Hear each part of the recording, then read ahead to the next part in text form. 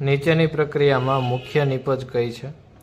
સૌથી પહેલાં તો H3O+ સાથે પ્રક્રિયા થાય છે. તો H3O+ માનો જે H+ છે એ અહીંયા જે પાઈ બંધના ઇલેક્ટ્રોન છે એ અહીંયા સ્થાનાંતરિત થશે આ કાર્બન ઉપર, એટલે H+ છે એ આ કાર્બન સાથે જોડાશે અને આપણને આ રીતની નિપજ મળશે. CH3 અને CH સિંગલ બોન્ડ CH2.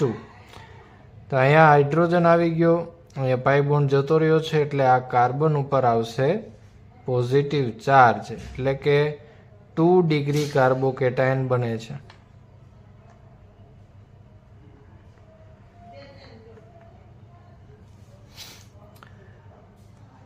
તો 2 ડિગ્રી અહીંયા આપણને કાર્બોકેટાયન મળશે, પણ આ રિંગ છે એ 5 કાર્બનની છે.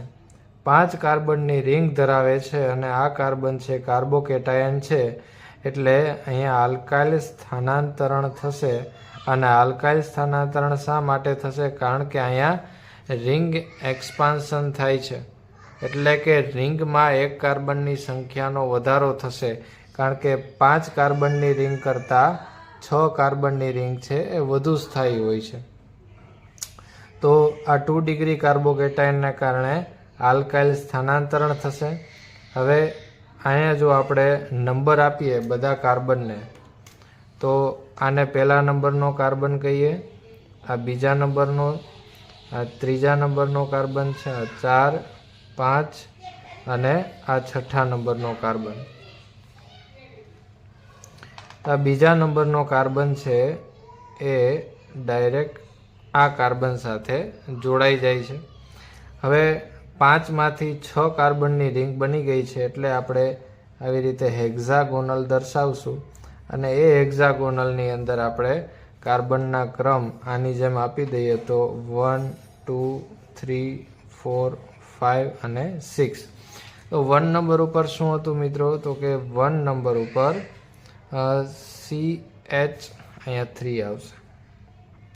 1 નંબર ઉપર CH3 જોડાયેલું છે અને એ 1 નંબરનો કાર્બન કાર્બોકેટાયન છે, એટલે 1 નંબર ઉપર CH3 અને એ જ કાર્બન કાર્બોકેટાયન છે. ત્યારબાદ બીજા નંબરના કાર્બન સાથે પણ CH3 જોડાયેલું છે, તો આ બીજા નંબરના કાર્બન સાથે પણ CH3 આપણે દર્શાવી દઈએ.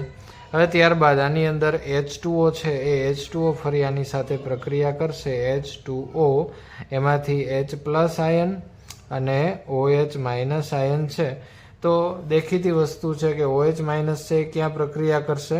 તો કે જ્યાં પોઝિટિવ ચાર્જ છે ત્યાં OH- જોડાઈ જશે અને એની બાજુનો કાર્બન છે CH3 વાળો, ત્યાં હાઇડ્રોજન જોડાઈ જશે.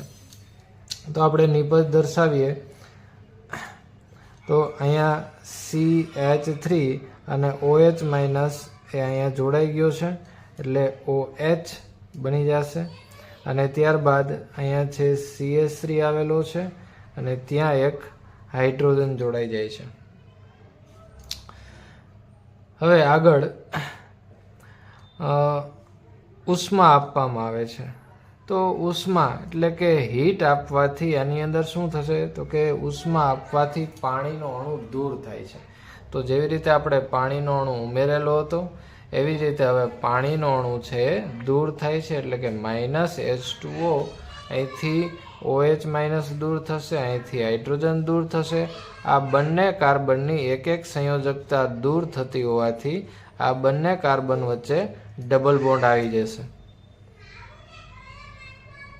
તો અહીંયા આવશે CH3 અને આ બંને કાર્બન વચ્ચે ડબલ બોન્ડ બની જાય છે. તો આ થશે આપણી મુખ્ય નિપજ.